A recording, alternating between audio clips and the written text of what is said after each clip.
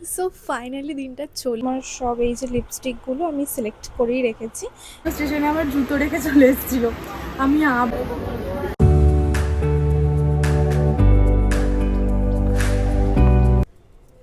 Hello everyone. So finally দিনটা চলেই এলো।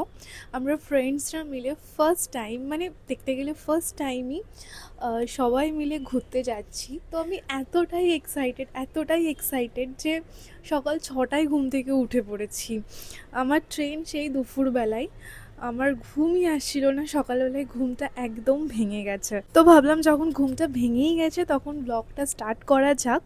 আর আমার পেন্ডিং যে সমস্ত কাজগুলো রয়েছে সেগুলো আমি এখন সকালে তাহলে ক্লিয়ার করে নিই, তাহলে হাতে অনেকটা টাইম পাওয়া যাবে। তো চলো আমার বাকি কাজগুলো আমি এখন ক্লিয়ার করি। অলমোস্ট আমার ব্যাগ ট্যাগ গোছানো সব ডান। তো এখন এই যে একটু চা খাচ্ছি আমি। সকালে আর কি খাবো জানি না, তো এখন চাটা করে খেয়ে নিচ্ছি। মানে সামহাও এত বেশি এক্সাইটেড যে মানে ভীষণ ভালো লাগছে। কখনো ভাবতে পারিনি যে বাড়িতে পারমিশন নিয়ে বন্ধুদের সাথে এরকম ঘুরতে যাব। তো এইটা ফাইনালি হ্যাপেন হচ্ছে, এটা ভেবেই ভীষণ। আর আরেকটা জিনিসও খুব স্পেশাল এই ব্লগটাতে, সেটা হচ্ছে আমি এই ব্লগটাতে কোনো ভয়েস ওভার না দিয়ে মানে ফার্স্ট টাইম কথা বলছি। ভয়েস ওভার তো দিতেই হবে, বিকজ সব জায়গায় এরকম কথা বলতে আমি এখনও কমফর্টেবল নই। তো চলো দেখি ব্লগটা কেমন হয়, নিশ্চয়ই আমি আপলোড করব এই ব্লগটা। এই যে আমার বিছানার কি অবস্থা, ইস খুব বাজে অবস্থা। এটাকে এখন আমাকে সব পরিষ্কার করতে হবে। আর কিছু কিছু জিনিস তো প্যাকও করবো, এগুলো আমি এখন। তো ভাবলাম এই জিনিসগুলো মানে মেকআপের জিনিসগুলো এক্ষুনি গুছিয়ে নিই, আর এই ব্যাগটাতে আমি আমার সব মেকআপ আর স্কিন কেয়ারের জিনিসগুলো প্যাক করব। এই যে আমার ফেস ওয়াশ, ময়শ্চারাইজার, টোনার, সাথে হেয়ার সিরাম। আর এই যে এই ভাইপসগুলো তো খুবই দরকার, এই ভাইপসগুলো নিতে হবে।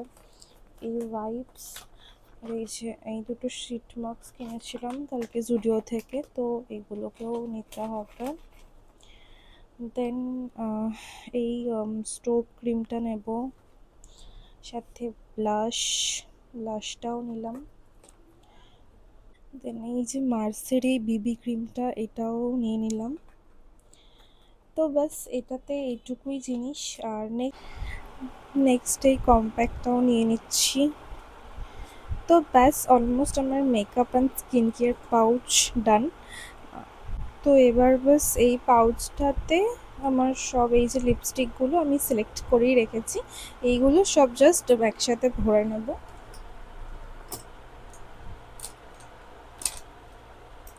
এটা একটা আইলাইনার, ওই আই কাজল আর কি। তো ব্যাস আমার এই পাউচটাও রেডি, তার সাথে একটা এই যে বডি মিস্ট, এটাও নিয়ে নেব। ব্যাস ডান।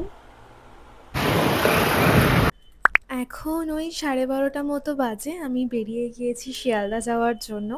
আসলে টুকটাক হাতে অনেক জিনিস ছিল, তাই ভাবলাম একটা র্যাপিডো করে নিই। তো চলো শিয়ালদাতে গিয়ে আবার দেখা হচ্ছে।